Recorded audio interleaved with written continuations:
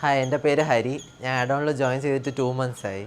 ഇപ്പോൾ ഞാൻ എൻ്റെ എക്സാം എഴുതിയിട്ടിരിക്കുകയാണ്. പെൻ ആൻഡ് പേപ്പർ മോഡാണ് ചൂസ് ചെയ്ത്. അപ്പം 10 daysനകത്ത് റിസൾട്ട് വരും. അത്യാവശ്യം കുഴപ്പമില്ലായിരുന്നു. ഇനിയിപ്പോൾ എനിക്ക് വന്ന സമയത്ത് റൈറ്റിംഗ് ആയിരുന്നു കുറച്ച് ബുദ്ധിമുട്ട്. ഞാൻ ഇങ്ങനെ കുറച്ച് സ്ട്രെസ്ഡ് ആയിട്ടൊക്കെ ഇരിക്കുമായിരുന്നു. എനിക്ക് നല്ല വൊക്കാബുലറി ഇല്ലായിരുന്നു. അപ്പോൾ ടാസ്ക് 1 ഞാൻ സബ്ജക്റ്റീവായിട്ട് എഴുതുമായിരുന്നു. അപ്പം മഞ്ജു മാം എന്ന് പറഞ്ഞത് നമ്മൾ ഒബ്ജക്റ്റീവായിട്ട് അതിൽ തന്നിരിക്കുന്ന പോയിൻറ്റ്സ് തന്നെ ഇങ്ങനെ നമ്മൾ അത് പ്രസൻറ്റ് ചെയ്യണം.